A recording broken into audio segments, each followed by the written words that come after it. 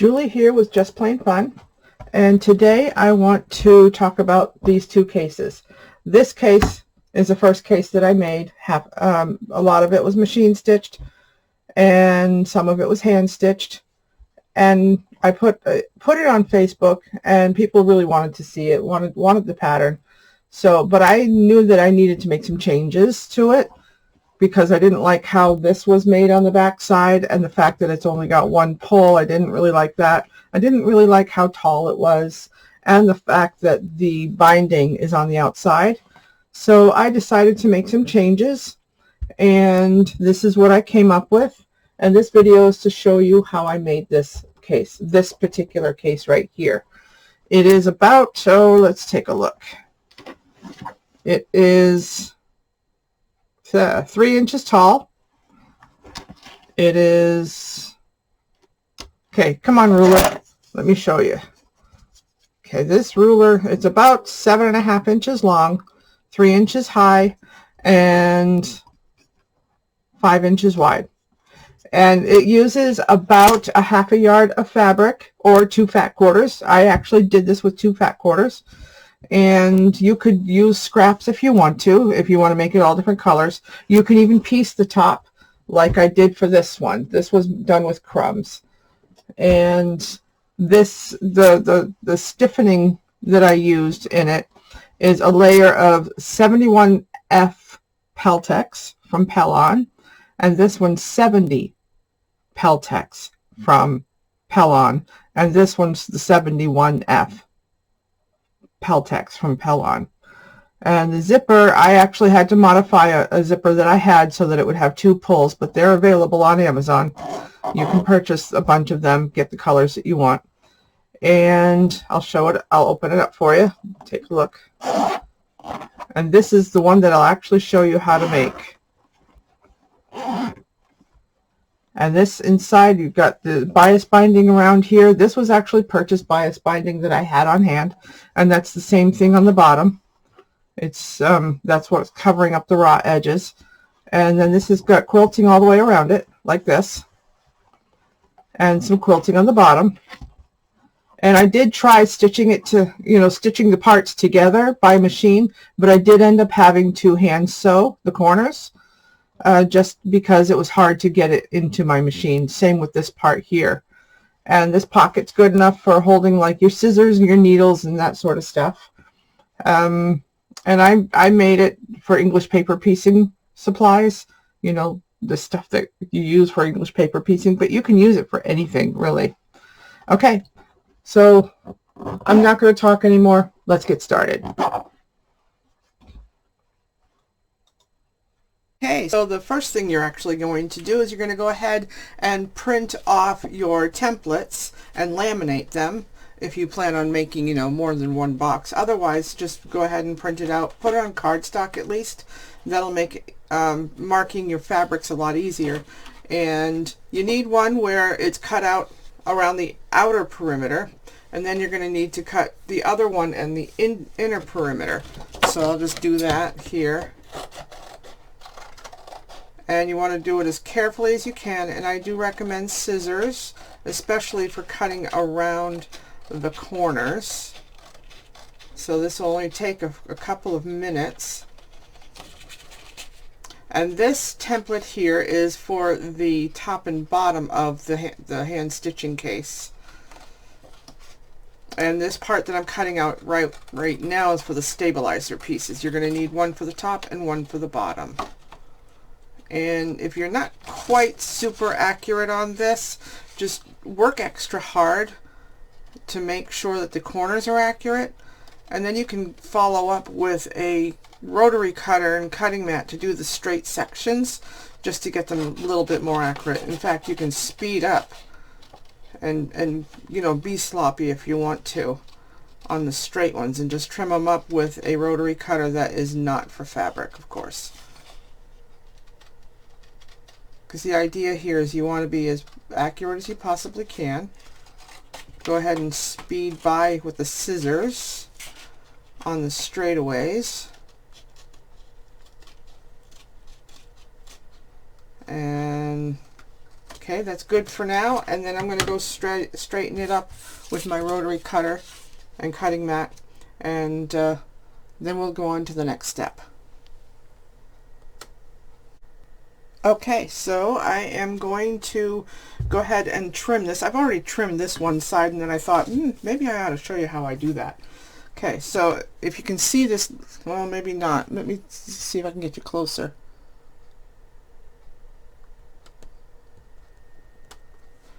Maybe I can pull this up here. There we go. You know what that glare is? It's actually the reflection of the light overhead. Okay, so right here I do have, let's see, come on. I'm going to try to zoom here so you can see the white that I'm trimming off. Well, you can barely see it, but it is there. There's a little bit of white there. I'm going to trim that off. And again, I'm going to make sure that I use my weight, because that helps keep it in place. And I don't know if you can see, well, you might not be able to see it, but I can see it. So I'm going to go ahead and use my rotary cutter that's not for fabric. This one I use for paper. Okay, so I took that little piece off, and this one's done, so I'm going to do this one. Move you out of the way. Okay. Now, there's not much to cut on this one, but I do see a little bit of it. And this will make sure that, you know, it'll create, when I'm drawing on the fabric, a nice smooth line. Okay, this one needs a little trimming. Not much. I probably would have been able to do it with a scissor.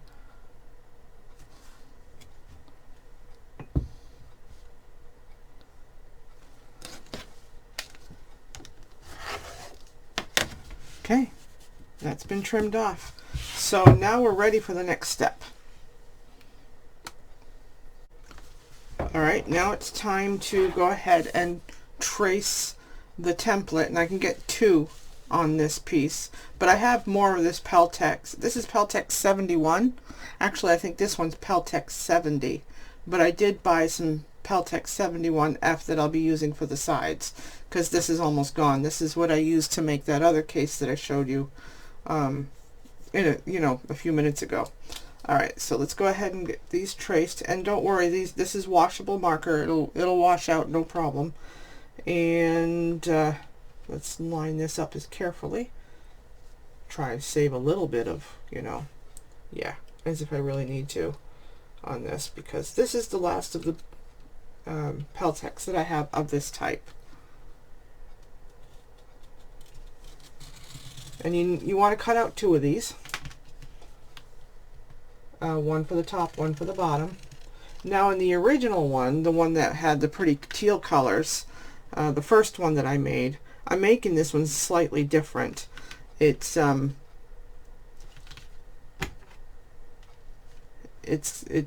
differences are the way I do the zipper, the way I do the hinge on the back side. The size is going to be about the same. The height might be a little bit shorter. And I'm hoping that I can do this 100% on the sewing machine, but we'll see. Alright, let's do this. And yes, this marker will wash out. It's 100% washable. It's a Crayola washable marker meant for kids, and it is extra clean, washable, extra lavable Crayola. It's, it'll work. And then you're just gonna go ahead and cut these out. You can use your fabric scissors, you can use your regular scissors, and I'm just gonna cut one out here on video, and then we'll go on from there. Let's get rid of that glare. Alright, and there's no need to get rid of the marker. Like I said, it'll wash out, so just cut on the lines. It'll be fine.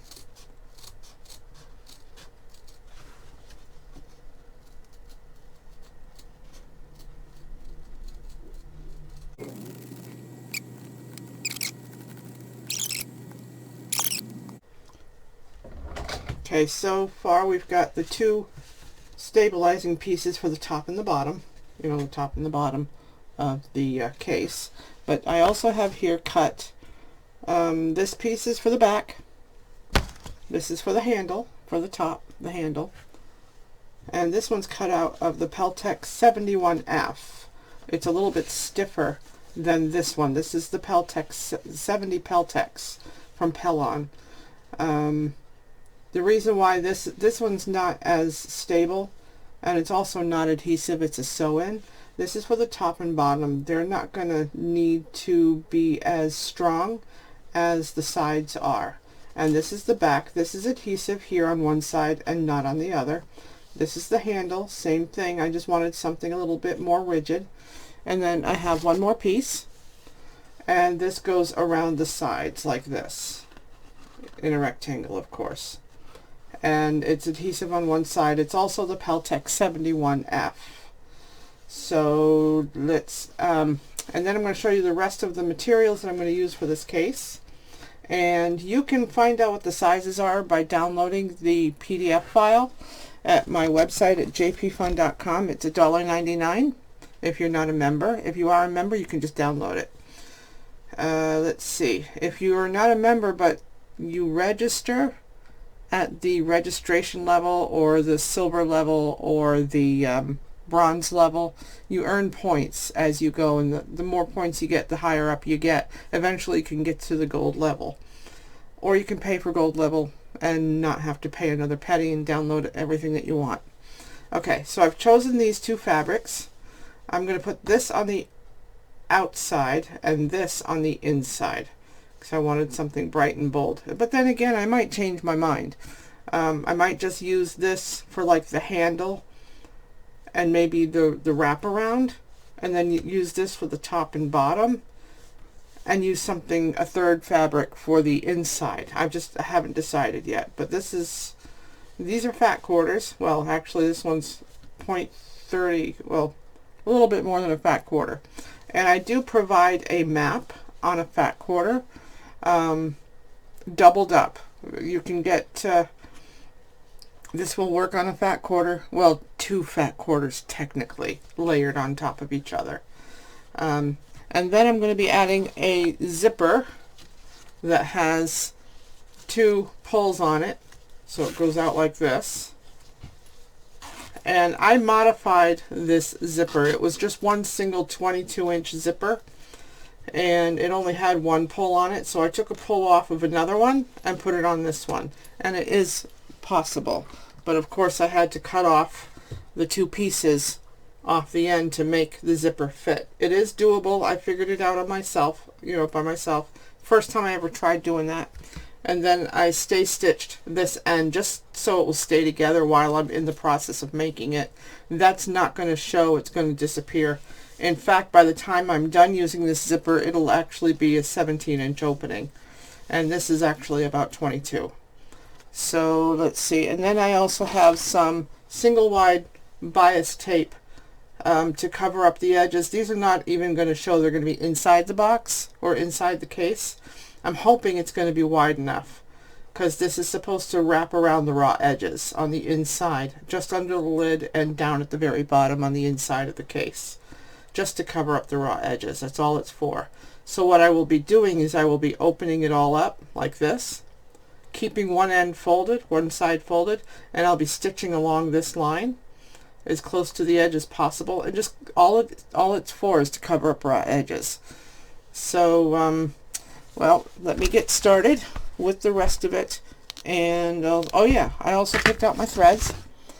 I went with this. This is the closest I had. I'm going to use white for everything that I use the yellow for, and of course I'll use the blue for the zipper and this color. Even if I have to do a bobbin for each color, that's what I'm going to do. Alright, so the next step is to go ahead and cut out the pieces for the fabric. So I'll be doing that next. Okay, so I have got the pieces here for the case. This is the one that's going to wrap around. This is the one that goes into the back. and this is the pocket that goes inside the lid, and this is for the handle. And I still have yet to cut out the pieces for the tops and bottoms, and I decided to go ahead with these two colors. So I'm going to set these aside, work on those a little bit later, and I'm going to go ahead and use my washable markers. And basically I am going to do each of these separately. It's just, but then again, maybe not. I think I'll go ahead and I'll stack them, and when I get ready to cut them out, I'll pin them together. It'll be fine.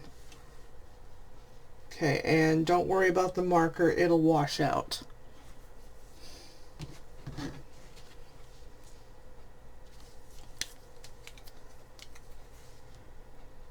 Alright, it will never show also. In fact, to help keep this down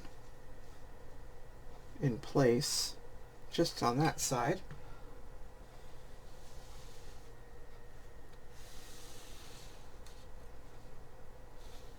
and you can, you don't have to actually laminate these two templates. You could just, if you're only going to do it once, just go ahead and just print them on cardstock. But this makes it so much easier to draw. Okay, so that's done, and I'm going to go ahead and cut them out and be right back. Okay, so I just thought maybe I would go ahead and show you how I cut this corner off with my rotary cutter. I have a lot of practice in doing this, so bear with me one moment.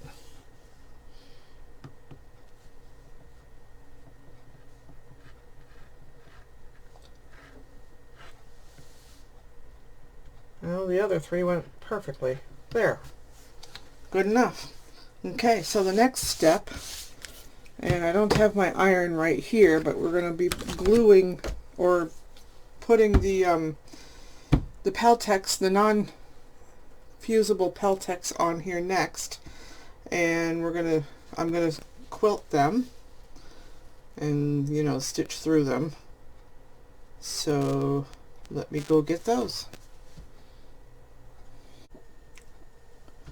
Alright, the next thing that we're going to do is we're going to fuse these together with their Peltex 70 pieces, and so you're going to be placing it right in the center. So what I'm going to do first is I'm going to take one of these, and don't worry about the marker on the edge, it will come out. Okay, you have a few choices. You can either, I prefer not to use pins because this stuff is stiff and it's hard to put pins through it, and also stitching it together with thread is also hard, so I glue these down, and these are not they don't have an adhesive on them, so you need some sort of adhesive, and I like to use glue sticks, but there is something else you can use. You can use some sort of a fusible webbing type stuff, and you don't even need to put it on the whole thing.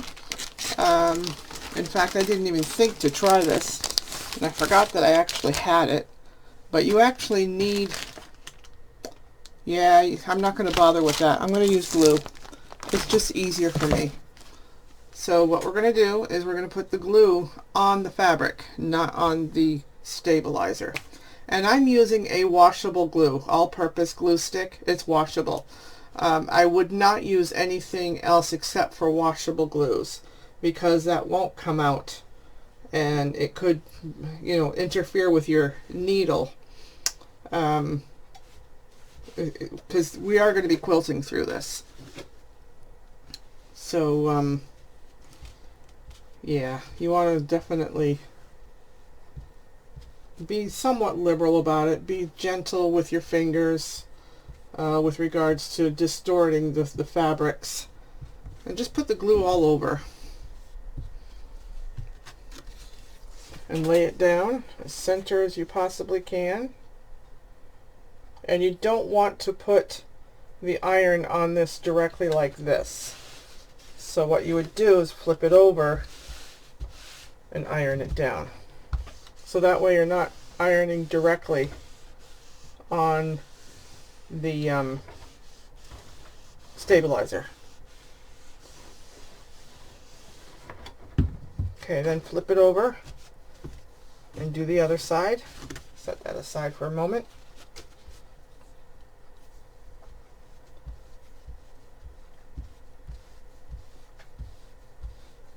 And I'm not going to bore you with the other one.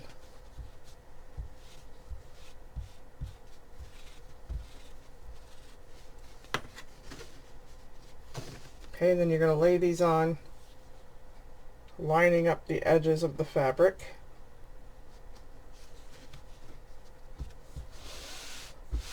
Flip it over because that's where the glue is, and press it down. And if it's not perfectly lined up, as long as it's within reason, within a 1/16 or within an 1/8 to 1/16, you're fine. Okay, so that one's ready for quilting. And then I'll repeat the same thing with the other one, but not this second. We can go ahead. I'm not going to bother with any of the others right now. I'm trying to do this in a specific order. Once both of these are glued, you're just going to do some straight line quilting or whatever quilting you want. You can do anything, actually. You can go ahead and go wild if you want. So I'm going to go ahead and glue the other one, and I'll be right back. You know what? I'm going to go ahead and give this fusible web a try. Why not? I don't think you need to really completely cover it, just as long as you've got some on there. It doesn't need to be perfect. Who knows, it might actually hold better. Alright, as long as I got a couple of pieces, I think we're good. Alright, set that aside, put it away later. Okay, so the idea here is to make it so that the pieces are not bigger than, yeah, I think this will work. The idea here is to make the pieces so that they're no bigger than the Peltex. So you saw me put that on there. All I did is I laid it on here. See, I've got this stuff here, can barely see it, and just put it on the Peltex. It doesn't even need to go to the edges because you're going to be quilting this. So flip it over, flip this whole thing over. Of course, there's probably an easier way, and then just hold, press it down. Probably a count to 5 or 6 or 7 or 10, I don't know, but it should hold just as well as the glue stick. So if you have any of that fusible web, by all means use it. I never thought of using it before until I saw it in the drawer that when I was looking for the glue sticks. Yeah, that seems to hold. Yeah, that's great. Okay, then you stick the other piece on it.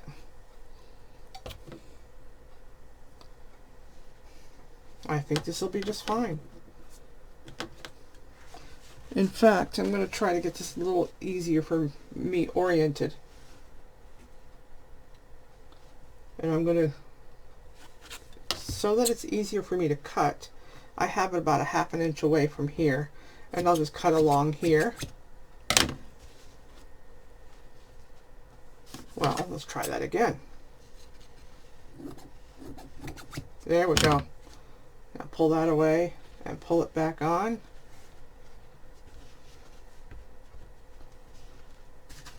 Lay this piece of fabric on top. That's just enough there to hold it there for quilting. Okay, try not to get my head in the picture here. Okay, so that's under there. Let's make sure it gets fused.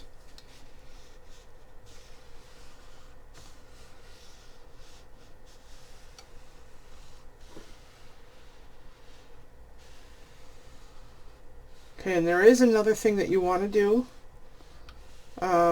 before you go and actually assemble your box. You're going to need to quilt this, and you're going to quilt also the other part, the top and the bottom. with whatever stitches you want to use. And you're also going to, at some point, make the handle. I really liked using that. That was cool. Okay, so I'll have to put the rest of that away. The pocket, when we get to that point, is going to go here. You're going to line it up with the bottom edge, but this is after it's quilted. And you're going to stitch all the way around, and then you clip this corner as you do it, as you get there. But for now, we're not doing that section. In fact, you could probably go ahead when you fuse it in half, when you put it in half, you could fuse it with that fusing stuff, and you know, it'll be fine. With my other one that I made, I didn't bother making it thick. I just left it like this and folded it in half and pressed it, and it was good. But anyway, I'm going to go ahead and quilt this, and then we'll go on to the next step. So I've decided that I'm going to go ahead and use some of this fusible web inside the pocket. So it's going to take me just a moment. I'm going to fold it in half and iron the top so that it has the crease. Okay, then I'm going to flip it up.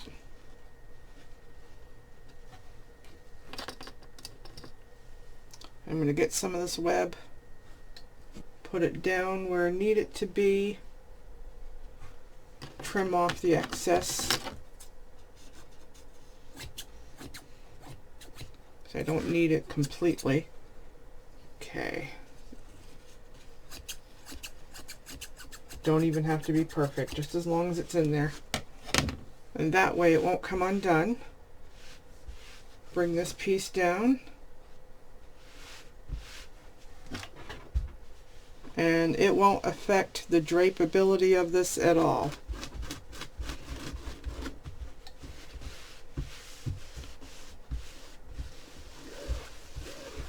Okay. Let's try that again. It didn't line up correctly.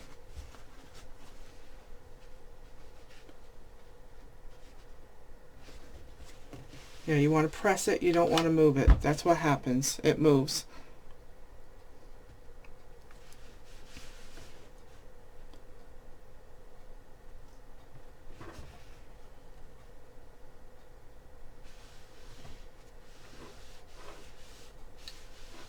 Okay, so that should stay put now. And I have these are a little bit offset. This one's got a little bit more than a 1/2 inch, and this one's about a 3/8 of an inch. That's okay, I just have to pay attention to that. And so I'm going to use this as my back, and this is my front. In fact, I might mark it with a pin, just to remind me that this is the back. I'll just compensate for it, it's no big deal. I've got them quilted. I'm not sure if you can actually see the quilt. There, yeah, you can see the quilting. On the back, you can barely see it. So this is going to be the outside, this is the inside. So it's fitting that the pocket is this color. So I'm going to go ahead to the machine, and I'm going to baste it right around here. In fact, I might cut off a little bit.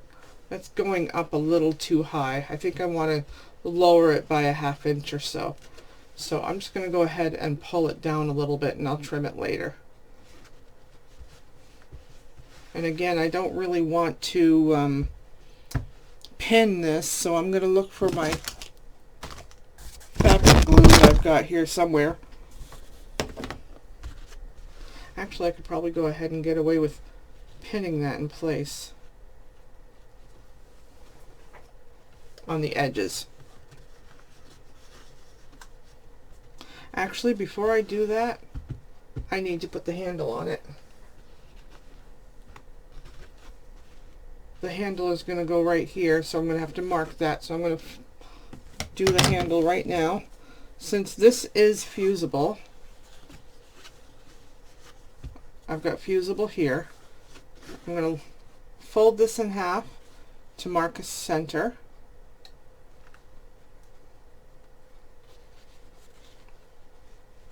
Can't really see it that well. Put a couple of dots maybe. I just don't want it to be seen. Even though it will come out in the wash, I'm just going to only mark the edge here, the seam allowance.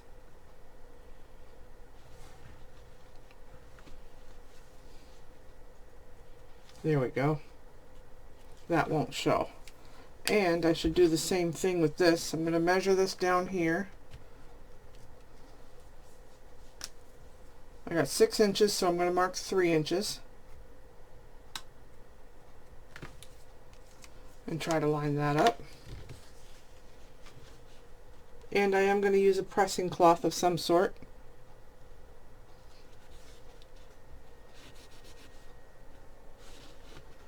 Is basically what I want to do.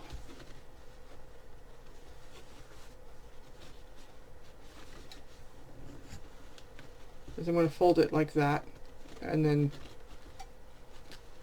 do this and stitch it down the center. I thought I had enough, actually.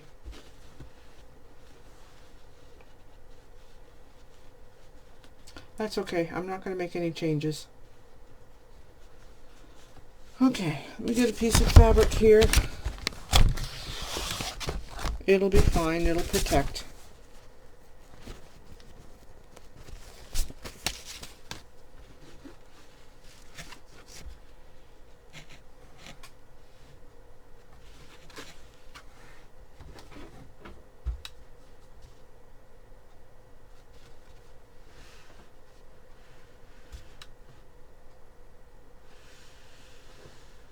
Now if I did this right, which I'm pretty sure I did, it'll stick to the other side and not this side.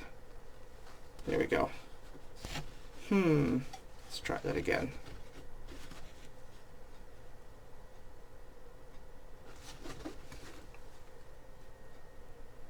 It's supposed to be fusible. Maybe I have to keep it on longer.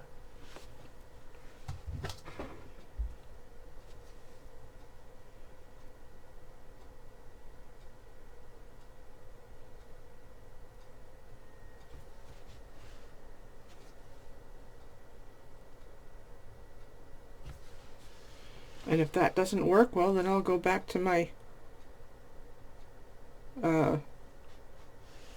glue stick or other thing. Yeah, that stuck. Good. Okay, so the next thing to do is to go ahead and pull this over here like this. And I'm going to glue that down with my glue stick.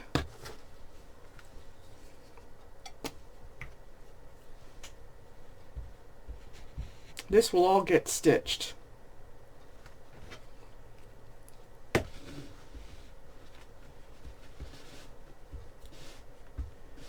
Okay, this side's not glued yet, but I'm still going to use it as a cover.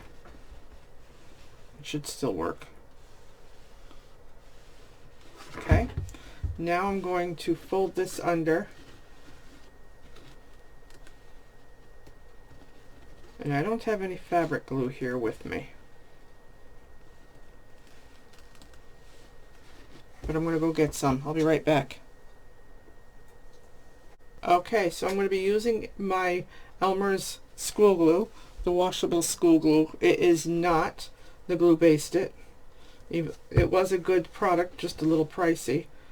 So I decided, to change it over to the school glue and keep the bottle, because the bottle's good.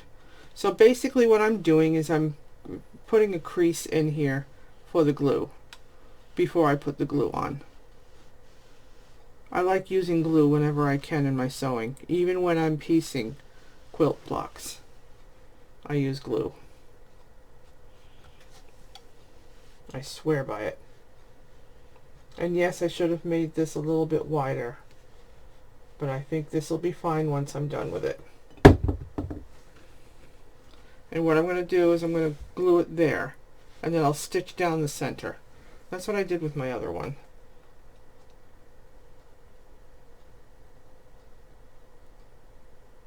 put it down the center.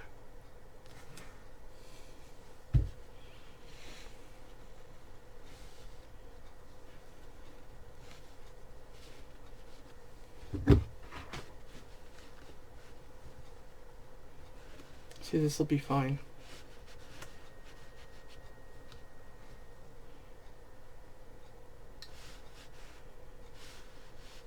In fact, I'm going to go ahead and I'm going to glue the ends too. Glue this end and glue this end.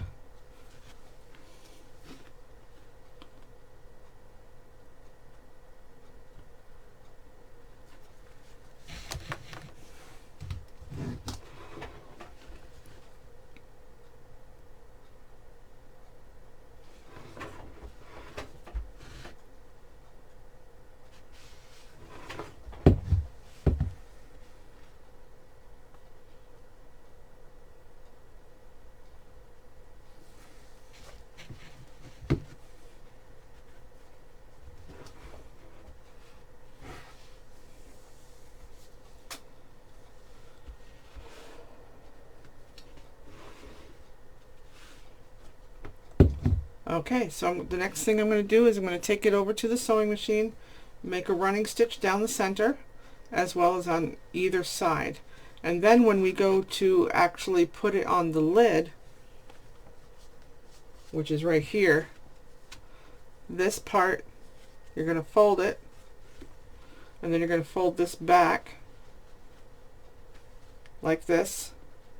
You're going to put a dab of glue on it, and you want it to touch, just barely touch the edge of where the stabilizer is, and you want to make sure you center it. And you're going to do the same thing on the other side, so that way it'll be, for some reason it's not long enough. Actually, it's fine. It's fine. So once that's there, it'll look like that. It'll be just long enough. So I'm going to go ahead and I'm going to stitch this, and I'll be right back. Okay, so one of the things that you got to do before you finish this, I've actually sewn it and got it ready to go, and I need to trim the end of this, because once I fold it like this and put it down on this thing, it's going to be hidden there. So but this could stick out on the edge. So what I'm going to do is I'm going to take this, fold it in half, and I'm going to snip off a little bit of the end here, and it won't show.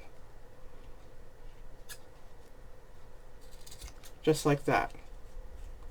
I'll do that to both ends.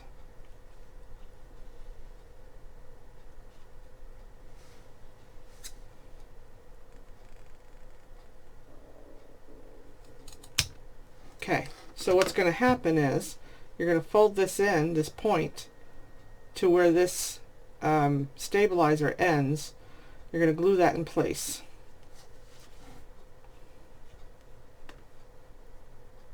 Just a couple dots. That ought to do it. That should be enough to hold it there. And I forgot to plug in my iron. That's good.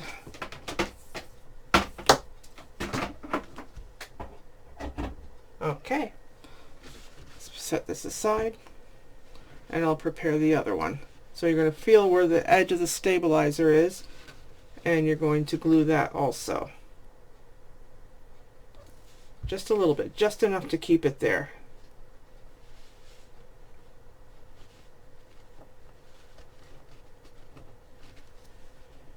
Still waiting for the iron. There we go.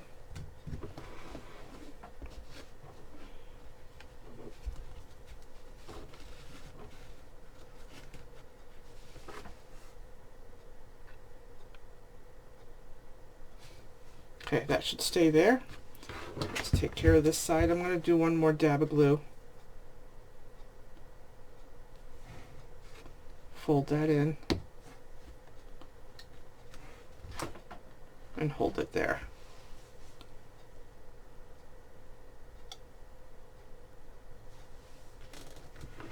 Okay, so that should stay there. I won't need the iron again for a little while, so I'm going to unplug it, And the next thing I'm going to do is I'm going to determine exactly where I want to place this.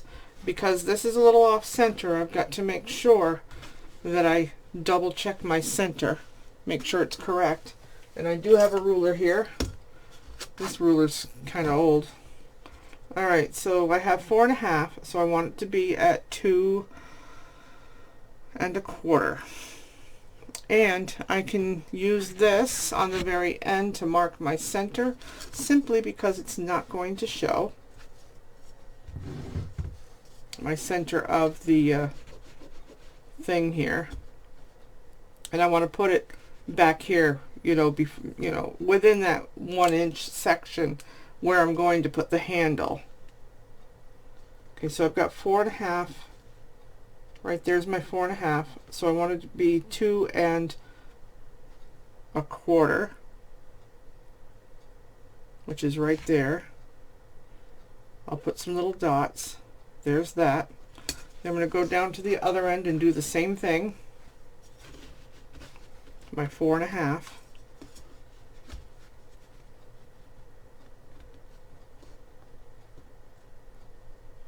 Okay, so there's my 4.5. So I'm going to do my 2.25.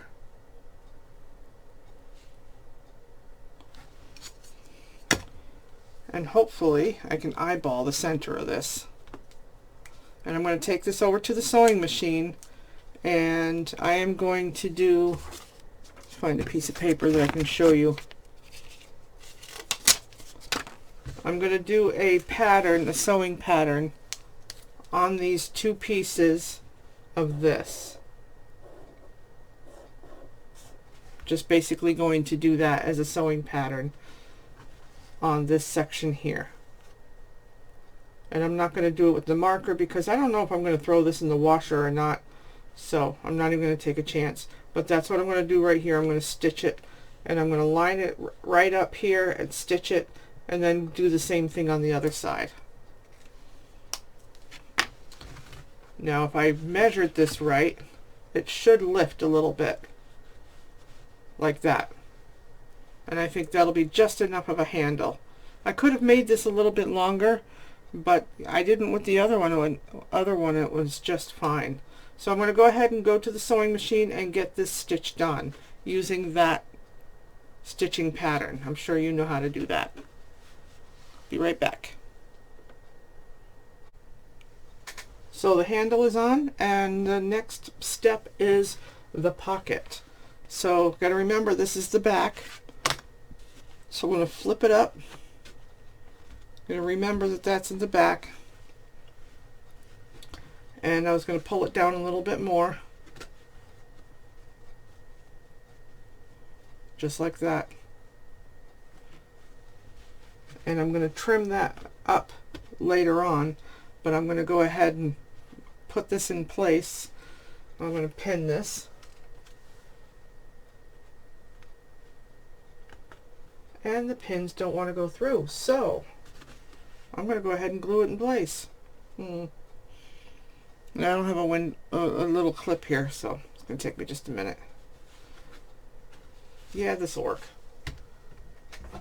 Need my iron again.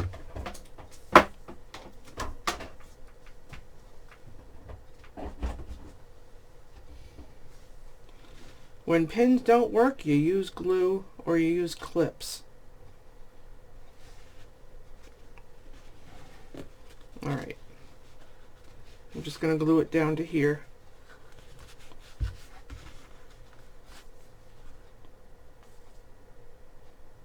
You just need dots.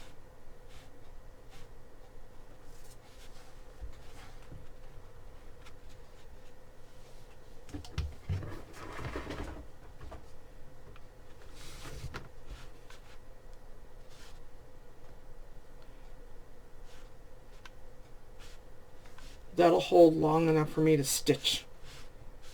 And I'm going to go ahead and trim it before I head to the sewing machine. Turn this around, hold it in place.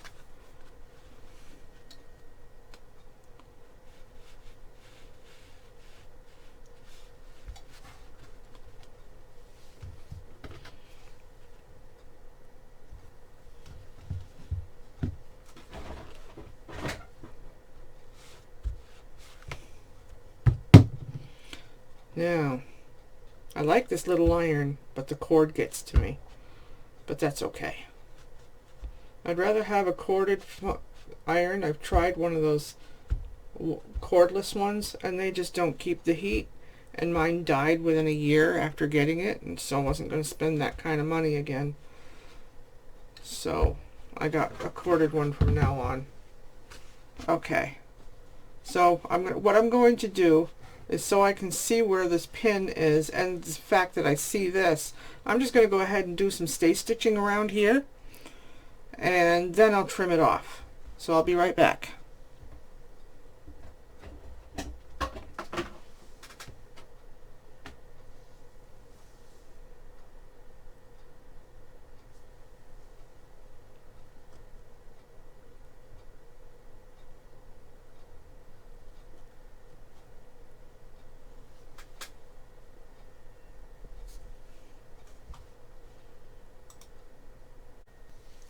Okay, so I'm done doing the stay stitching, and I didn't bother changing my bobbin thread, so it's right there. So I'm going to go ahead and I'm going to trim it.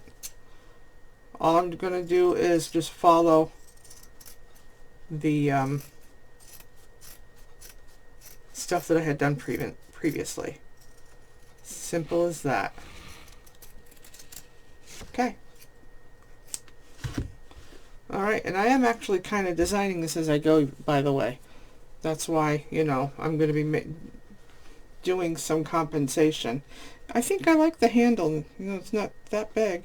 I should have made it 7 inches long, not 6, but I think I like it. Alright, so the next step is to go ahead and work on getting the zipper so that we can put the zipper on it. So, I'm going to work on that, and I'll get back to you.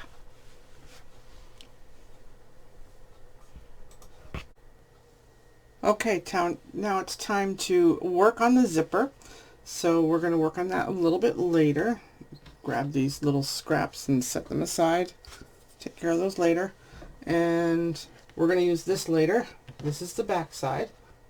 No zipper will be attached to that, but the zipper will go up to that. Okay, so this is the part that's going to make it stable. It's rough on one side, somewhat smooth on the other. This is the Peltex, the 71F Peltex by Pellon. Okay, and I'm not affiliated with them. It's just what I actually used. Okay, so this is going to be the inside, and since I want the zipper to face the outside so that the pulls are on the outside, we're going to attach it so it's here, and you flip it over and you can see it.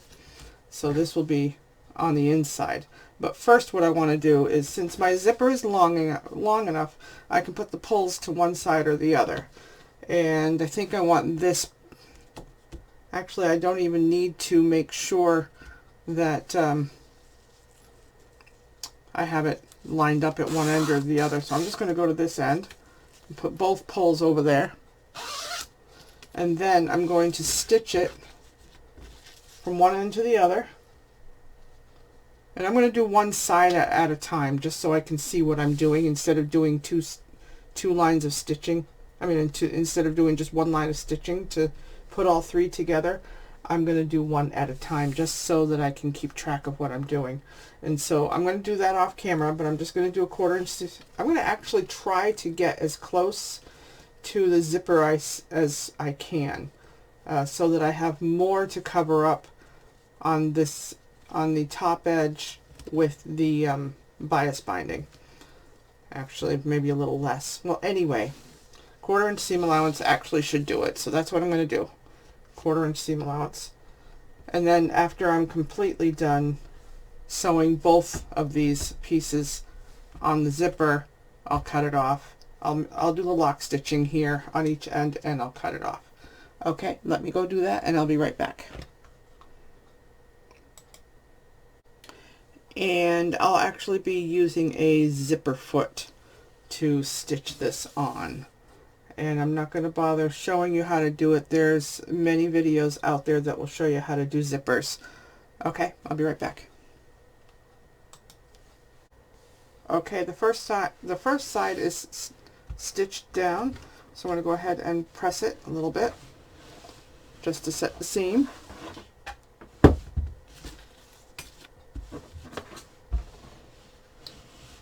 And that's all I needed to do. Okay, so the next piece, this piece here, will be stitched down right here like this. And I'll stitch this side, so that way this will go to the back, and then this will be the front here. Okay, so I'm going to go ahead and do that, and I'll be right back. Okay, so it is been stitched on the other side, so I'm going to set the seams.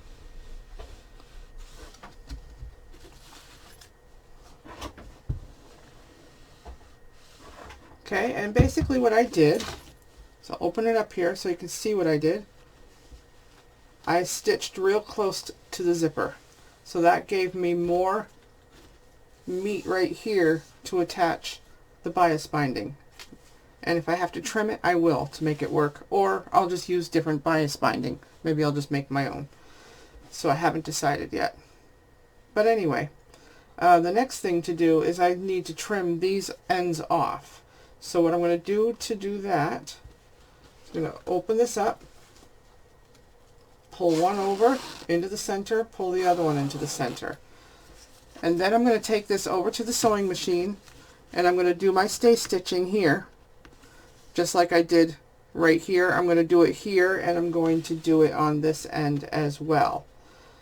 And then I will be right back. Okay, so the next step is to prepare this to accept this, and then do the back. So this is going to take me just a moment here. So it's adhesive on one side but not on the other, and I plan on doing straight quilting stitches along the whole length of it. On the other one I had done diagonal stitches just like I did on the top and bottom, but I think I'm just going to do straight stitching equidistant apart. So I'm going to adhere the front of it. Actually no, I'm going to adhere the back of it, but I'm going to iron it first. Make sure it's where it needs to be.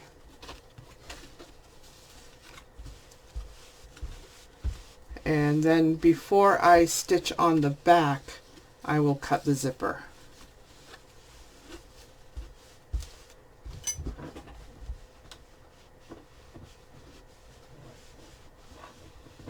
In fact, there's probably, let me take a look and see how this fits. If I did my calculations correctly,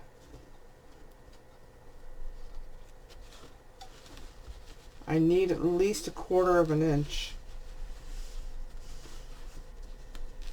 Yeah, if I tuck it up inside, that should do. That's where I want it. I think I'm going to go ahead and adhere it down here. And then the front of it, well, I'm going to be quilting it anyway. Yeah, I'm going to go ahead and make sure that this is sealed down. So basically what I'm doing is I'm pushing it up against the zipper here. And I'm going to go ahead and stick it down.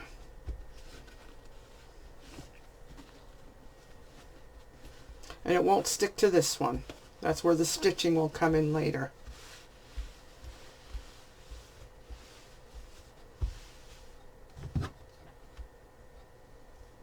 And you want to hold on to it for about 10 seconds each section so it will have a chance to melt the glue.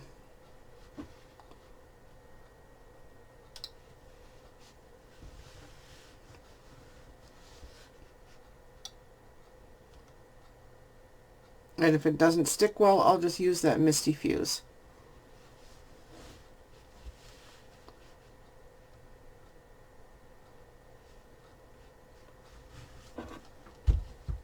Let's see how it's doing on the back side. So that's really where it needs to stick. Okay, I'll iron it from the back side instead.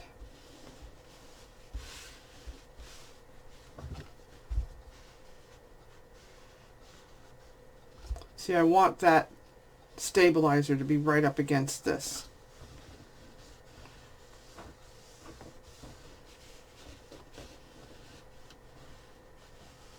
And yeah, that works.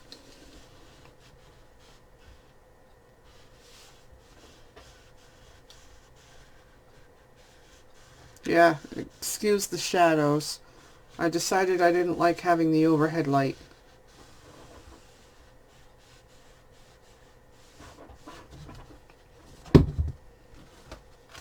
Okay, pull this down and do the rest of this.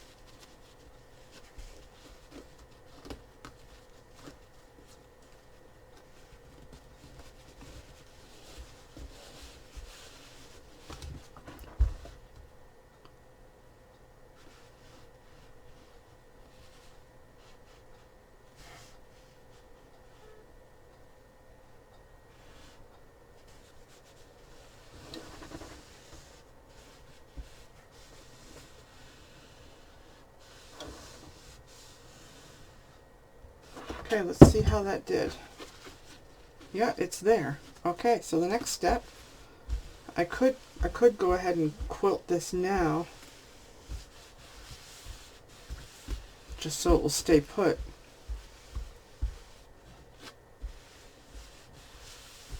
I think what I'm going to do though, before I do that, I'm going to go look for my glue stick, and I think I'm going to go ahead and apply some glue.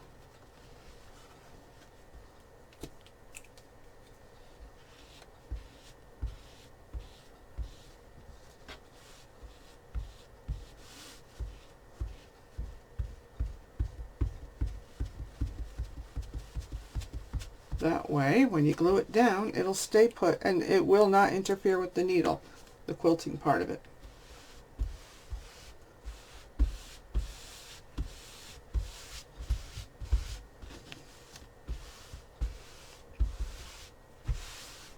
Alright, let's heat set that.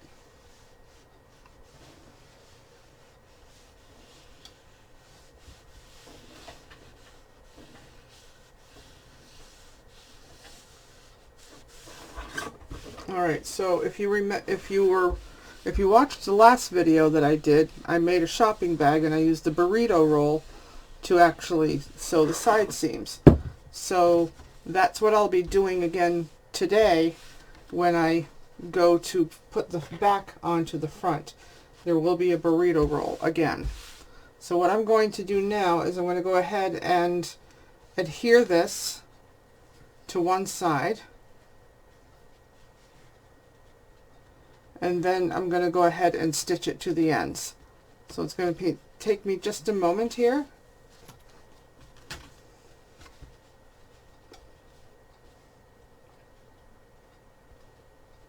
Alright, that looks pretty well centered.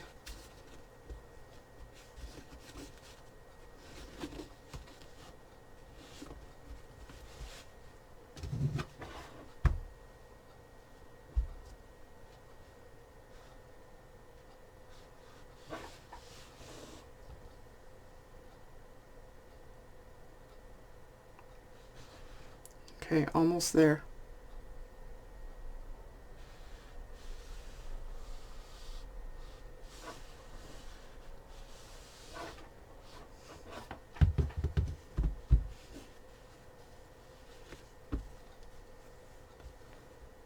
And I'm not going to glue this on just yet,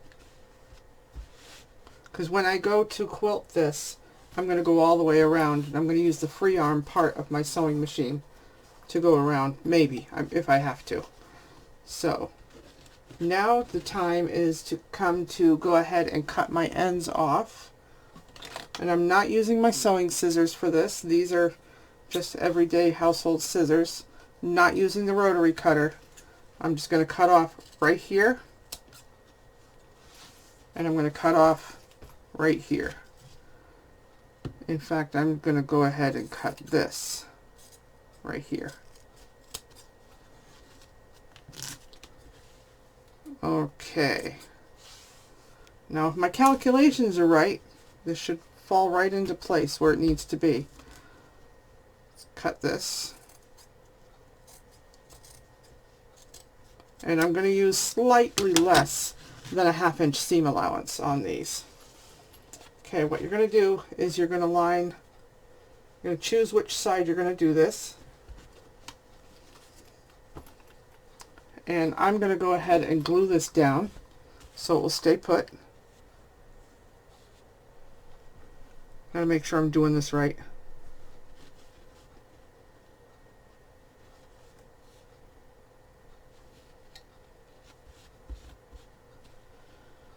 Okay.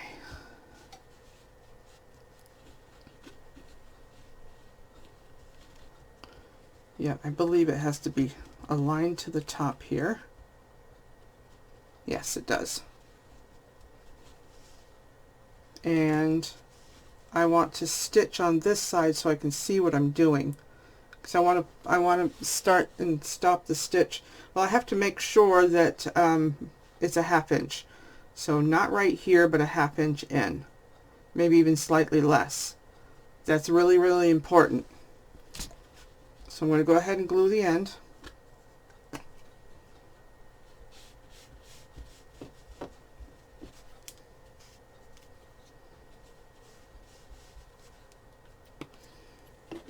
Glue this down.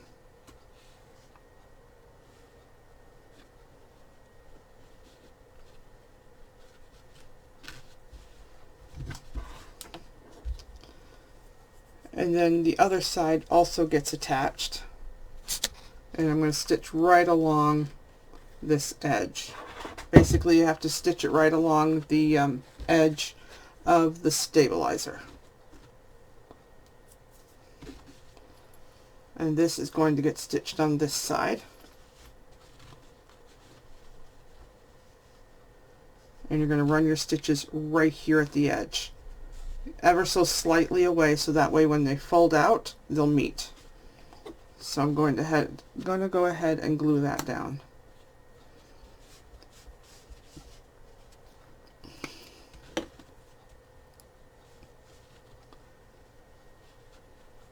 And it's more important that you have this top edge lined up and not the bottom edge, because you can trim that a little bit later.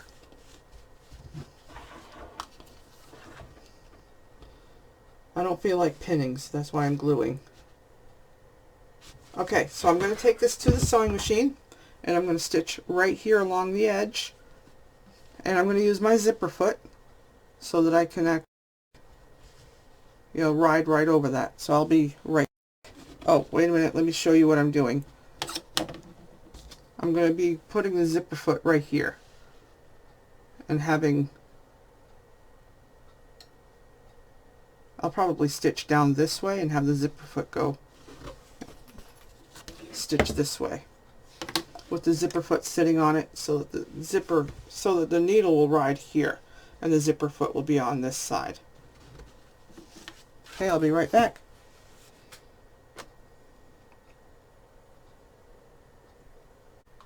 Okay, so I have this this seam done, and it's pretty close.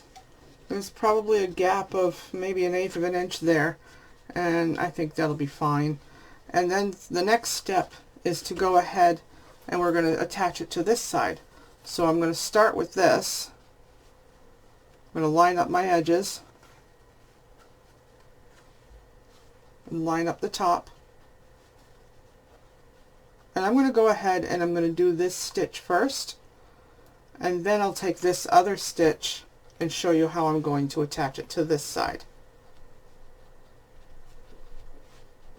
And the glue worked really well, but I want to make sure that these are as close as possible. In fact, I might actually, yeah, I'm going to use glue.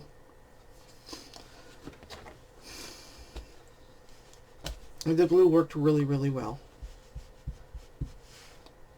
And the same thing, I'm going to use my zipper foot and ride along here. But I got to make sure I get it lined up to this one here.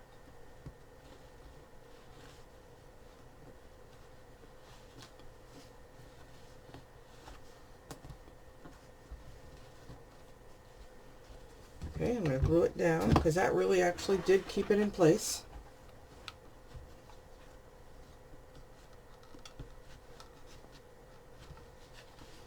do not like these corded phones. No, they're not phones. They're irons. Okay. All right, I'm going to go ahead and stitch that. And basically what I did is I made the zipper right along here, right up against this. Okay, I'll be right back and do this side. Okay, so now I'm going to show you how to sew this to this. So if I can remember correctly, what you're going to do is you're going to lay this down in front of you like this, because you're going to be stitching this color to that color, and you want to roll this up. And then you bring this up here. And then you're going to stitch along here like you did with the like I did before with the zipper foot. All right, let's get that rolled up again.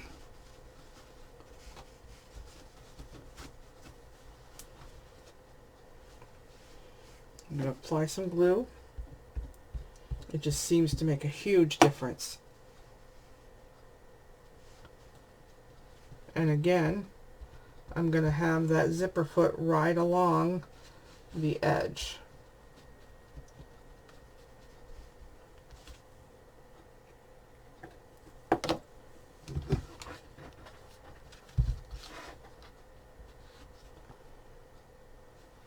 Hold that down, put some heat to it.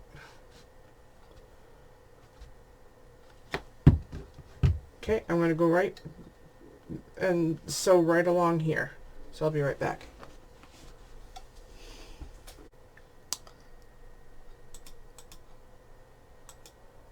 Okay, so I have gone ahead and gotten that seam done. Now it's just a matter of turning it inside out and seeing what we've got. Now let's see. So the magic of the burrito roll is you turn this part inside out.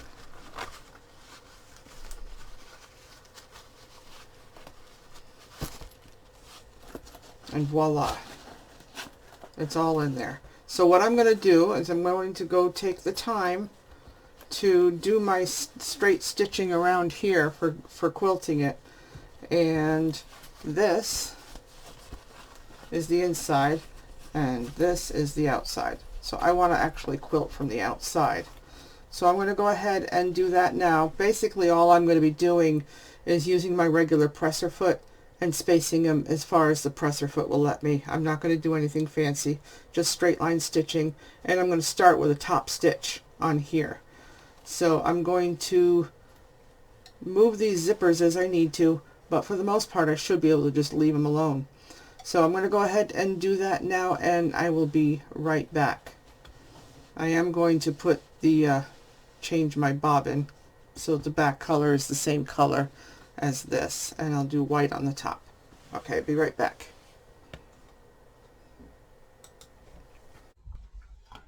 Okay, so there is one thing I'm going to do before I go ahead to the sewing machine and do the quilting. I'm going to add some Misty Fuse to this section right here. See, I'm going to add some Misty Fuse in here, so that way it'll be easier for this part to get quilted. So I've already cut a piece of this Misty Fuse. I got this from Amazon, and yes, you can get it now, and it works really, really well. So I'm going to go ahead and stick that in there. I think it'd be easier for me to do than try to put some glue stick in there, or even liquid glue. So I'm just going to go ahead and lay that in there. And my iron is still hot, so I'm going to go ahead and iron that in there, and you're not going to be able to see me do it. Well, basically what I'm doing is I'm gluing it in, just holding the iron down while it works. If I had another camera, I'd show you what I'm doing, but I think you can tell, because see, you got my fingers over here. So I'm moving it down. Let's pull this back. See what I'm doing? This works. Then I move it down some more. And that should hold it for me to be able to put the stitching lines, the quilting lines on it. So there, it's stuck down. Okay, now I'm going to unplug the iron for now while I do this stitching, and I'll be back. Yeah, I'm just going to do top stitching first, go all the way around, and then I'll probably do it like a spiral, so it'll, okay, you can't see what I'm doing. Okay, so I'm going to start with doing some top stitching. I'm going to work my way down, and then as I get to the back, I'm going to scooch over so that I don't have to stop and start, and I'm just going to spiral it all the way down. I'll go at a slight angle after I do the initial top stitching and just work my way down. So that way it's still diagonal, but I'm going to get as many as I can all the way down to this edge, and then I'll top stitch down here, and I'll be right back. Okay, so I've decided that this bias binding is not going to be wide enough, so I'm going to have to make some. I was hoping that it would work, but there's just too much here. So I'm going to make what will end up giving me a 1/2 inch seams instead of this 1/4 inch. So basically I'm going to start with a 2-inch wide piece of fabric and use my bias tape maker that I have to fold in the sides.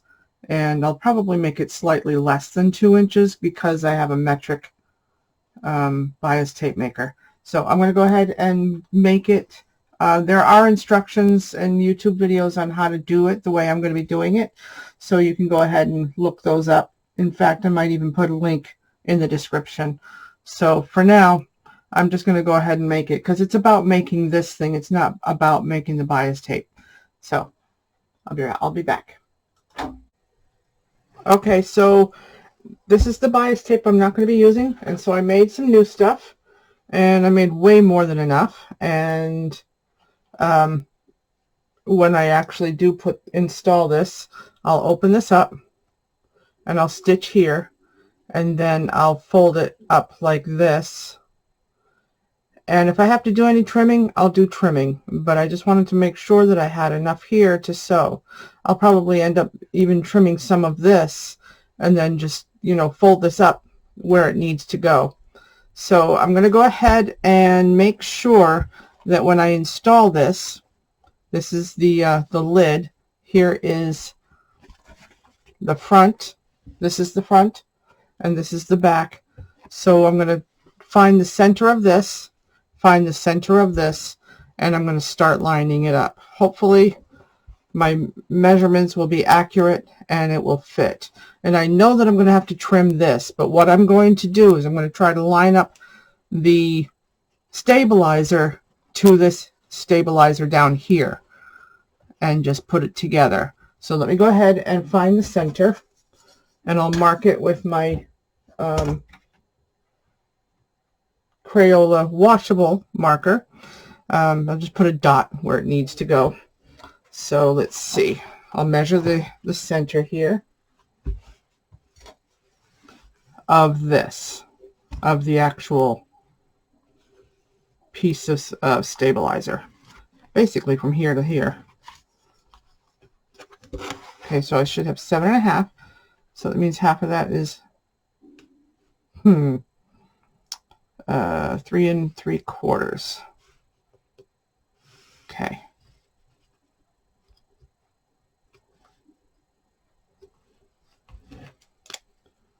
All right, 3 3/4. Let's do it from here so that I have something to mark with. 3 3/4. Pull this straight back, and here is my 3 3/4, my dot there. Hopefully that won't show up. I'm probably not going to throw this in the wash. Maybe I'll go get a different marking pen, one that is air soluble, because I want it just long enough for me to put a pin or a clip in it. So I'll be right back. Okay, there it is. Got my air soluble pen, and now I'm going to find the center of this, and I got to make sure I have the right orientation up because it's the top part I'm doing. And here's the back, and I got to find the center. between these two lines. So that will be 6 inches. So half of that is 3. Okay, so 3 inches.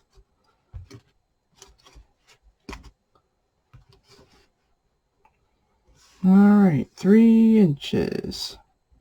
That's ever so close. Okay. Air soluble. I love it. It's going to go fade away slowly over time. Hopefully, slow enough. Okay, and then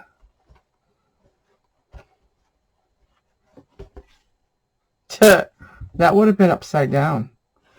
Okay, let's try it this way. That's better. Okay, where is my dot? There it is. Hey, it blends right in with the print. Okay, I'm going to grab a pin. Not that this is easy to pin.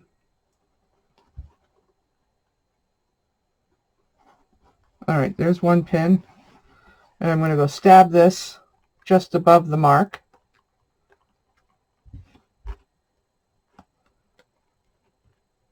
Okay, let's try that again.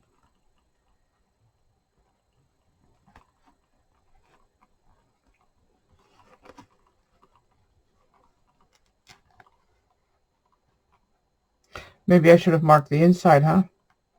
That's probably what you're thinking to yourself. Or you're yelling at the screen, telling me to, okay, I'll do it. I'll do it. Turn it around. Okay. My 3 inches. See if I have another ruler here. I do. I've got one that's a little bit shorter. You can't see this, but I'm going to make sure that it works. I'm going to mark it at my 3 inches.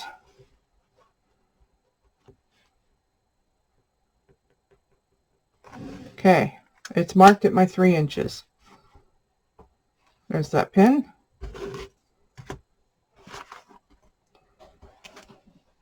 This will be so much easier. Stick that pin in there. Yeah, clip would be easier, wouldn't it? Okay.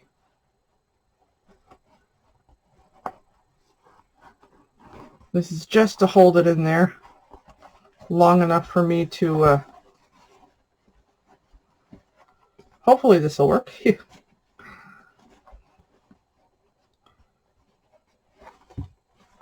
All right, there is actually one thing I need to do first before I even do this. I need to put the bias binding on.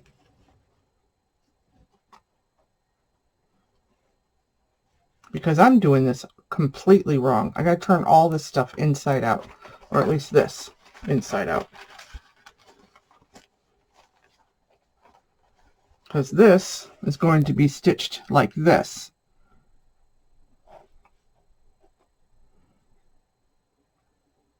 But I want the bias binding all the way around also.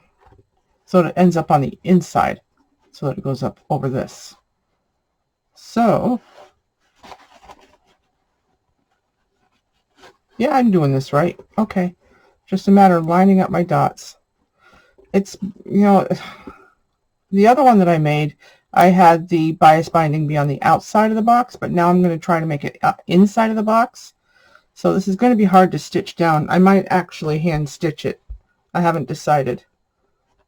I don't want to. I want to use the machine, but if I find that it's too hard, well, then I will go ahead and do it by hand.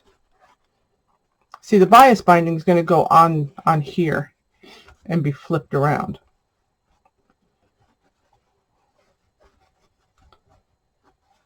So this should work. I think I'm going to go get some clips. I'll be right back.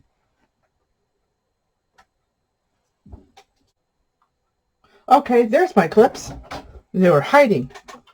Okay, let me grab those, open them up, put the lid aside, and start grabbing clips. All right, let's see if I can get this done. I think I am going to hand baste anyway. I'll use some long stitches, and then I'll go attempt to sew it on the machine. and then I'll let you know whether or not it's working. And this part might be difficult for me to line everything up correctly because I want to stitch it just above here on the zipper. And I'm feeling out, I'm trying to feel where the corner of my stabilizer is to make this work.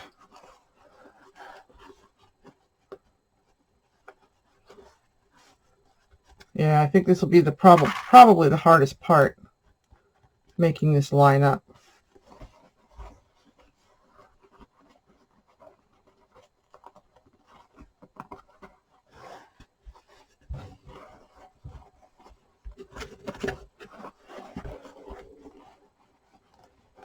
Okay. Yeah, I wanted to see, show you a little bit of what I'm trying to do here before I continue, so you can have an idea of what it's like to actually try to do this. Yeah, I think I'm going to end up having to use thread to base this, because I'm feeling for the stabilizer as well as, I'm feeling for the stabilizer as I line this up.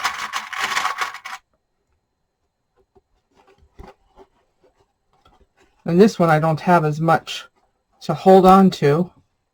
I think this one will line up better with where I want to sew it on the zipper.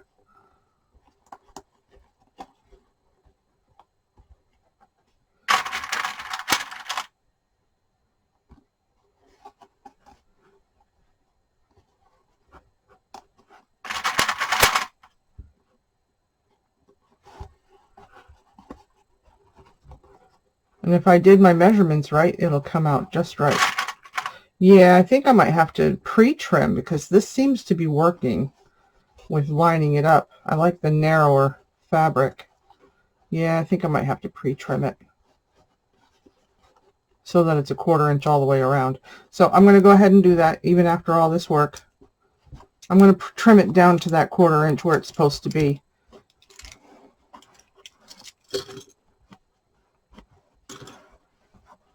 And I'll restitch. I'll restitch this blue line because this blue line is too far out also. So I'm going to go to the sewing machine and take care of that. Okay, so it's been stitched, and now I'm going to go ahead and I'm going to stitch it down so that it's a 1/4 inch away from my stitching. So it looks like I'm going to have to start around here and just get closer to it. So I'm going to do this by hand, and I should be just fine. Just want to be enough away so that the bias binding will make sense. And I'm going to have to do the same thing with the bottom one as well.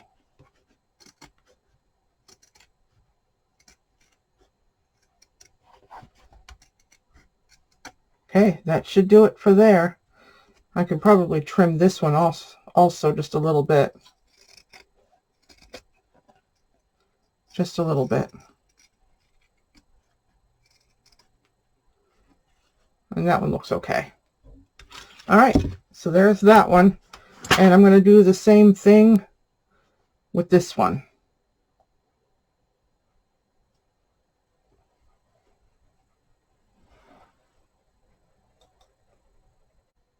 Okay, so that one's been stitched. Now it's time to trim that one.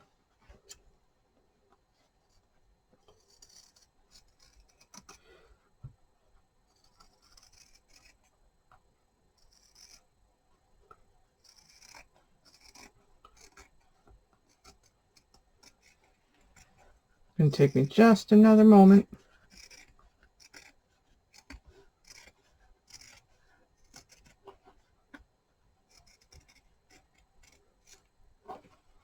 Good enough. Okay.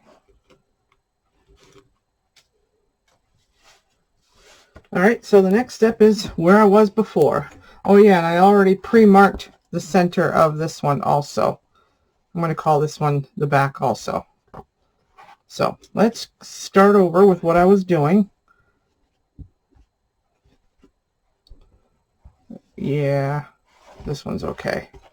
The only problem I have here is I don't have anything stiff right here. So I can't do the stabilizer to stabilizer. I should have made this one a little bit wider, but I didn't. So, and I'm not going to fix that. So meanwhile, this is going to be a little flabby in the back. Let's mark that a little better. It's air soluble. It'll go away.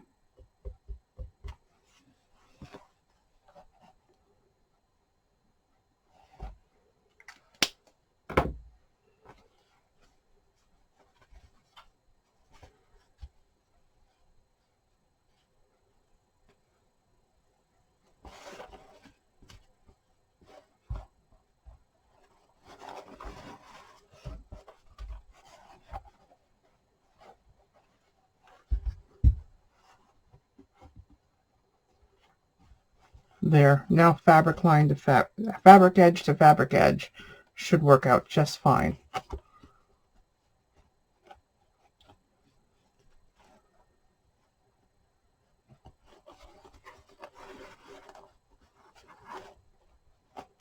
And I will put the bias binding on the outside of the seam here so I can flip it in toward the lid.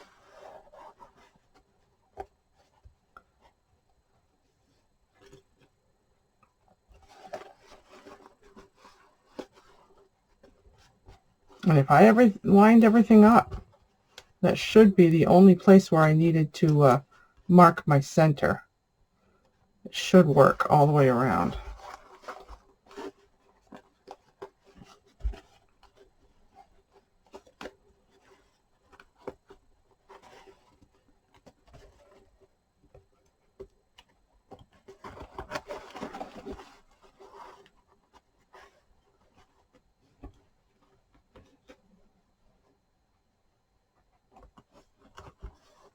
Am I putting this upside down?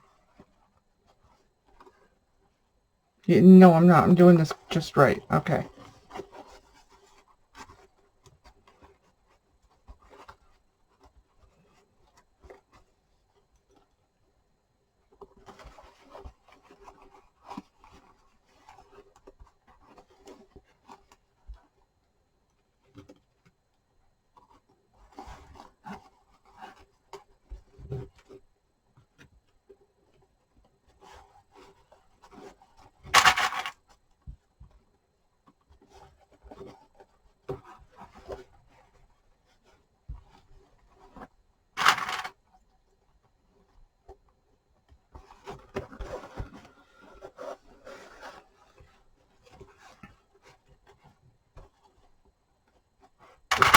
Okay, yeah, I'm being quiet. Maybe I should be fast forwarding through this section so you can see me do it fast. But I want you to see the struggle. It's not that easy, but it can be done, as you can see. And you know what? Hand stitching might be the best way to go with regards to at least getting this started.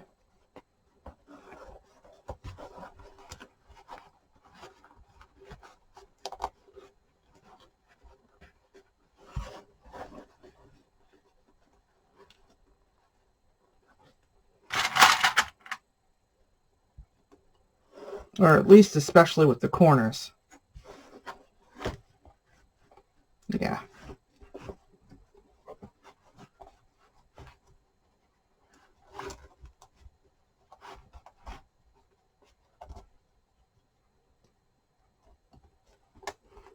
Alright, so what I'm going to do is I'm going to attempt to take it to the sewing machine and try stitching this down.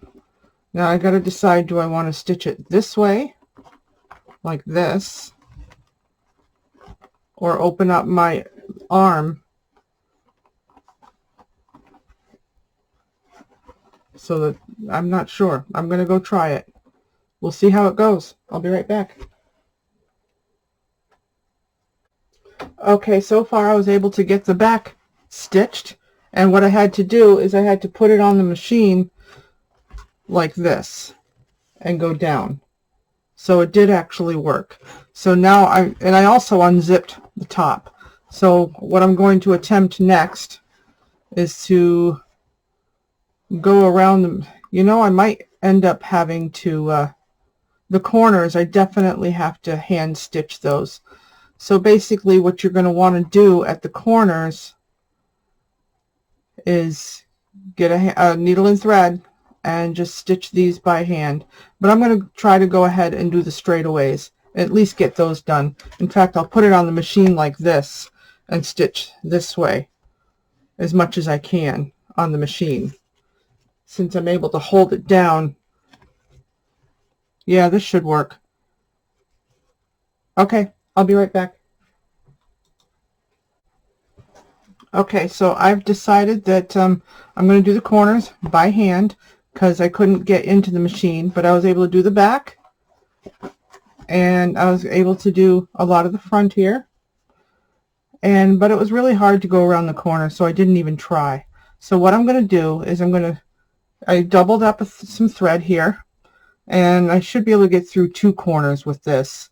So I'm just going to do a running stitch just to baste it in place, and then I will attempt to put on the seam binding. So basically this is all I'm doing, just a plain old running stitch, and I'm going to use 1/8 inch long stitches, and that should do it. Okay, it's going to take me a few minutes, so while I do that I'm just going to go around this corner and I'll show it to you in just a moment.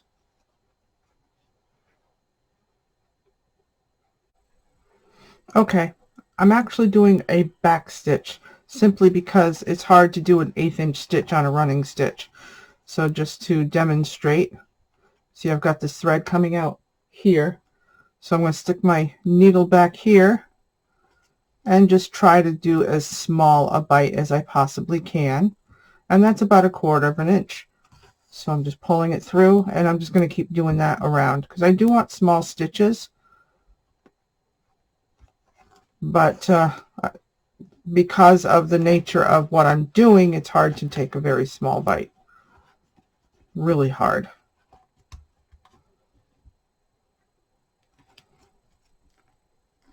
Okay, I will finish this corner up and I'll be right back.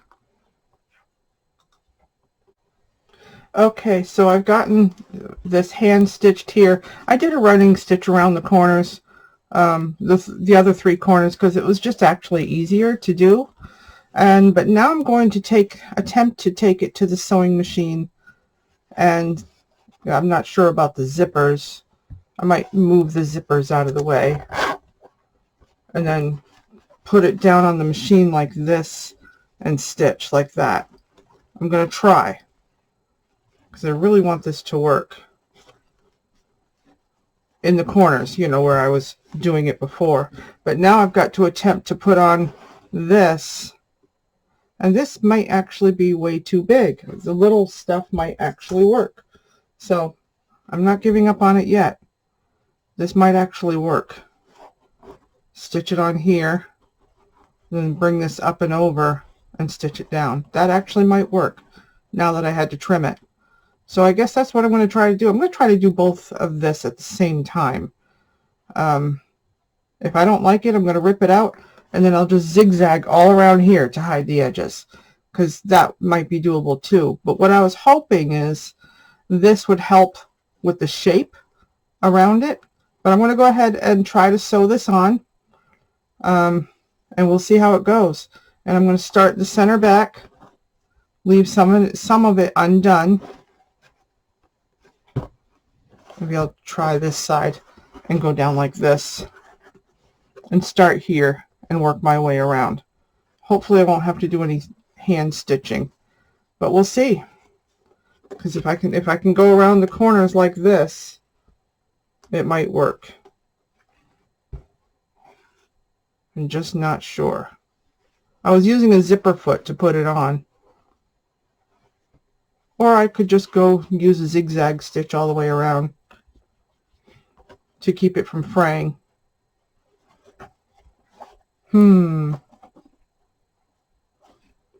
Let's see what it looks like now if I just go ahead and close it up. I definitely have to reinforce that stitching.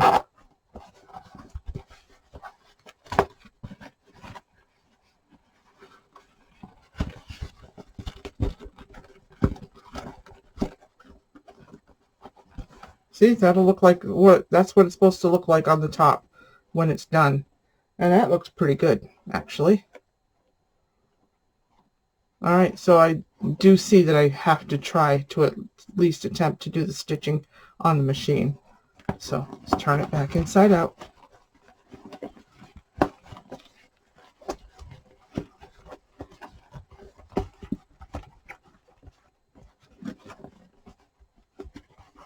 Yep, I want to go ahead and attempt it. And this should be more than enough. It's 28 inches. Yep, I'm going to leave probably 1 inch undone for overlapping. Okay, I'll be right back. Okay, so I got most of it stitched on, but I am going to have to do some hand stitching here and some hand stitching here. I just couldn't get in there with my machine, even with the zipper foot. So, but what I'm going to do when I'm done is I'm going to go ahead and hand stitch it here down, just to hide it all. So, okay, so I'm going to go ahead and do the hand stitching, and I'll be back. At least it's only on the corners and not all the way around. Okay, so I have gotten the binding all sewn on. I did the corners by hand using small stitches, and now the next step on this is to go ahead and fold this over to this side and stitch it down. So what I'm going to end up having to do with that, I'm also going to have to hand stitch it, because that'll just be too difficult to do on the machine. And I don't mind doing that hand stitching. I really don't. I didn't want to, but it looks like I don't really have a choice.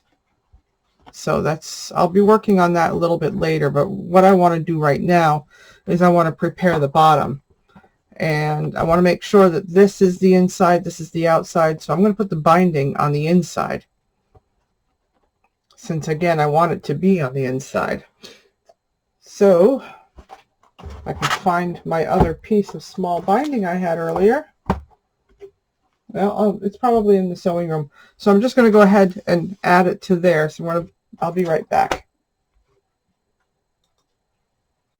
So to prepare the binding for stitching it onto that, I'm going to open this end up. Oh, I need my little iron here. So basically what I'm going to do is I'm going to open this up and fold this down. And what that does is when the other end comes to meet it,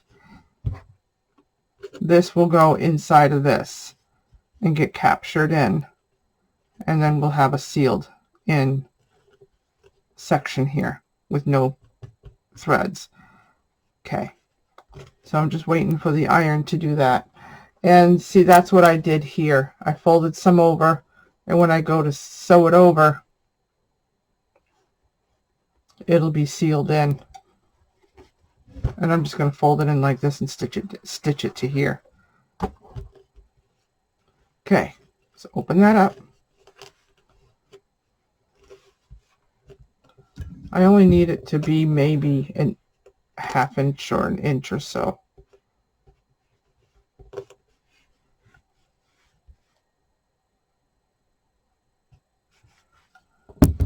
Okay, then I'm going to fold it down ½ inch or so. I've got plenty of this, so it should work, because I ended up cutting off about 2 inches off of that. Okay, so that end is ready, and I'm going to start down here about 2 inches away. to stitch it down. So when it comes to the back, when it comes back, then it should be ready. So I'm going to go ahead and go stitch this around. I'll be right back.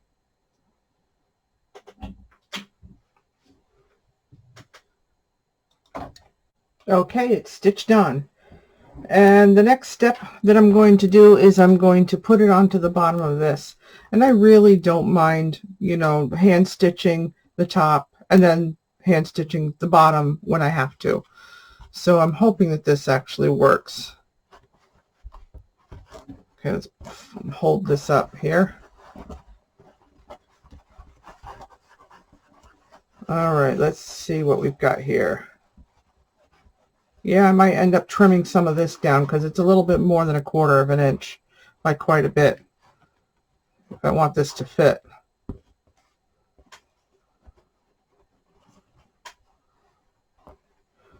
All right, so I'm going to go ahead and see what I can do about getting this stitched together down here in the bottom and getting it working for me. I'm pretty sure I actually have it all lined up. All right, let's do a clip here. See how we're lined up here.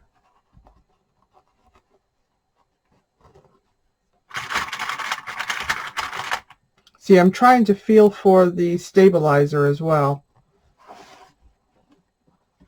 What I did with the bias binding is I put it right on the edge of the stabilizer. And that worked pretty well. You know, I could do this whole thing by hand also. It might actually be easier for me. Just like I did with the other one. But at least I have the binding on. Geez, there's that.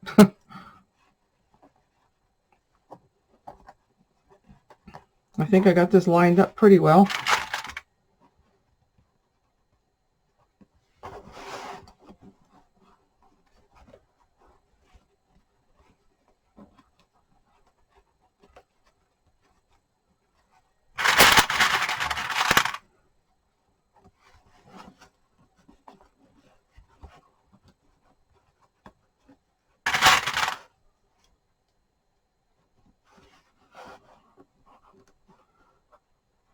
Gee, maybe I ought to unzip the other side, huh? Before I start stitching. I won't be able to turn it inside out. No, I'm just double checking my spacing and all that stuff.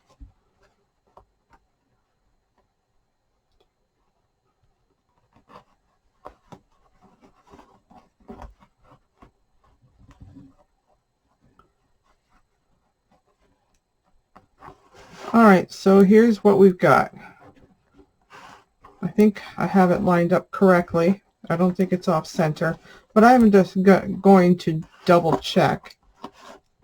I'm going to do my centering, open up the zipper, and go from there. So, heat soluble pen. I'm going to go ahead and mark the center. You won't be able to see me do it, but I'll show it to you. Okay, so my 3-inch mark. See, right in here, I'm going to mark that. Turn my ruler around so that I can actually do it on the edge here where it needs to be. There's my 3-inch mark for my center right there. Let's mark the center of this where I'm going to line it up.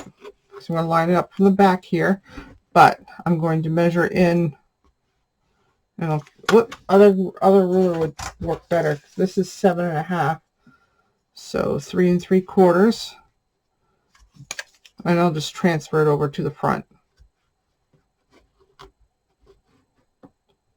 So 3 3/4 is right there.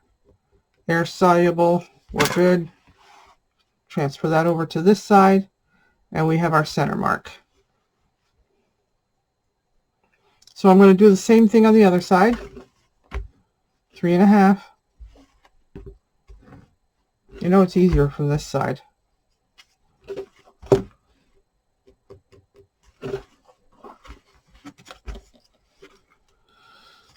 Well, actually 3 3/4.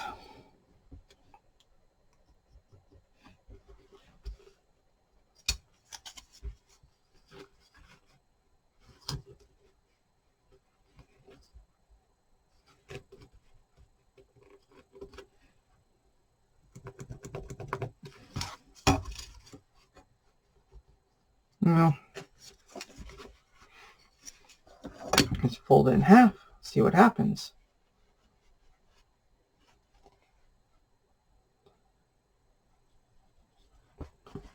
Okay, right there. Yeah, that's about right.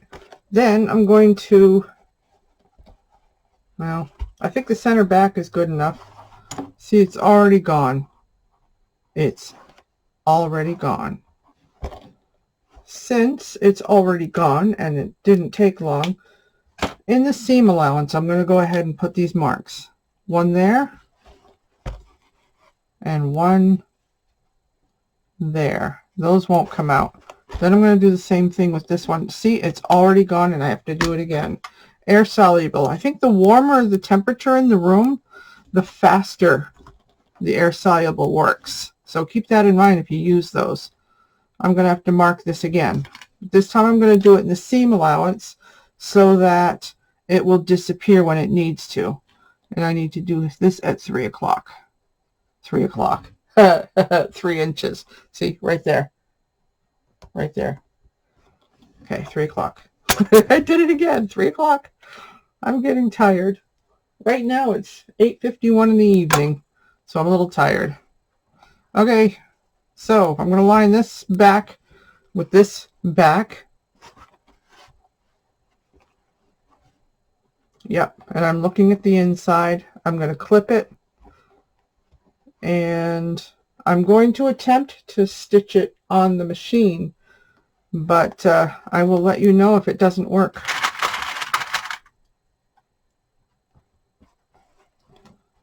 Oh, wrong back. Haha. I wanted this in the back. Yep, that is the back. Okay, I want that in the back.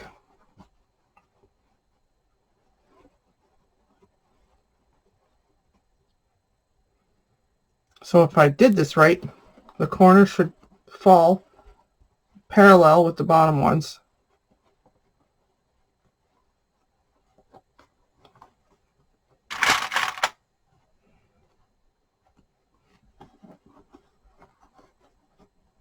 Because I'm not dealing with the zipper on this side, I'm going to really try. I might have to sew the corners again by hand, but we'll give it a try.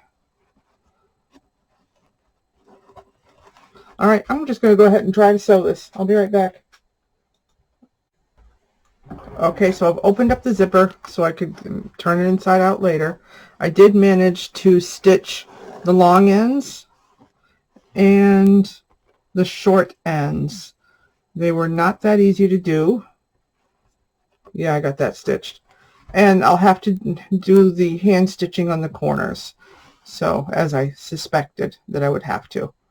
So I'm going to go ahead and do the hand stitching, and I will be right back. The hand stitching is done on the corners. So the next thing I'm going to do is I'm going to do some of this trimming up here on the edges, and instead of trying to fold the bias binding to be like that, I'm just going to fold it down and stitch it to the wall. It won't be a problem. I still have to, you know, trim here, try to trim off as much as I can, and then I'll just fold it down and stitch it into place. I think it'll be just fine. So when I open it up, I'll see a frame of white around the pocket and stuff. So I think that'll be fine. So I'm going to take my time. I'm going to go ahead and do that by hand. And when I'm done with the top and the bottom, I will show you the finished case. So if you, yeah, just give me a few minutes. This will probably take me a while, but for you it'll be a few seconds. Okay.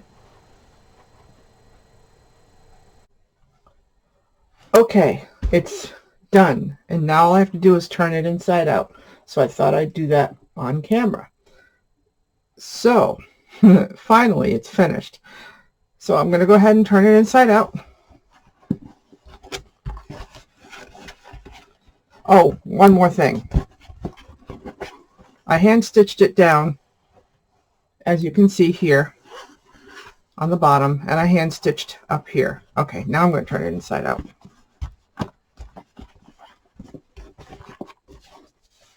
And yeah, this took me a few days to make it. That's why I'm wearing different clothes today than the last time you saw me. All right. Okay, so it's completely done. It's got this great little pocket for storing little stuff. And I'm going to go ahead and zip it up, see what it looks like.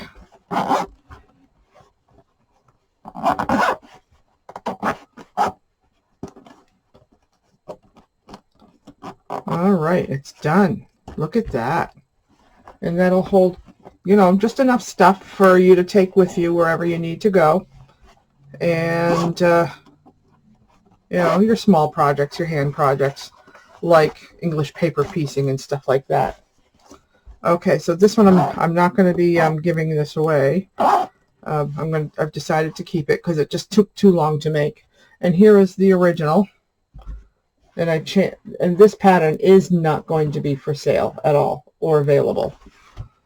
This one was my first one, and I had to make changes to the pattern, and then this one is what I wanted to end up with. So, okay, if you want the pattern for this, you can go to jpfun.com and look up hand stitching case, and it'll be $1.99 for the pattern. And it won't have step-by-step instructions. Well, it has instructions, but it doesn't have step-by-step pictures. That's why I want you to watch the video when you're, you know, in case you have any issues. This little stain right here is that marker, and I tried to wash it off with vinegar and water. You know, a Windex type of cleaner that was vinegar-based. So if I go back in with soap and water, that'll come out. That is that Crayola marker. It will come out. I just have to spend more time on it. So, okay. And that is that. That is done. Okay, go to jpfun.com and look for hand stitching case. And you can download the PDF file, which includes the template for the top, bottom, the top and bottom parts. And then the rest of them, I have measurements on it, the amount of fabric I used. I used 2 fat quarters, and I cut them out however you want. I'm not going to bother with providing a map for it. You can figure out what you need to cut. You can use scraps too if you want. But it doesn't take more than, you know, slightly over a quarter. Well, actually, you're going to want to cut a half a yard total, or 2 fat quarters, but it won't use it all up, so use your scraps for other projects. And that's it. Oh yeah, and the zipper is I started off with a 22-inch zipper, but you can get a double pull zipper on Amazon, and I'm going to provide affiliate links on my website with the pattern, so you can check out those if you want. And yeah, they're affiliate links, so if you do use those links to purchase those items, I do get a tiny commission for it. Okay, and so that's it. Thank you for watching, and until next time, thank you and have a great day. Goodbye.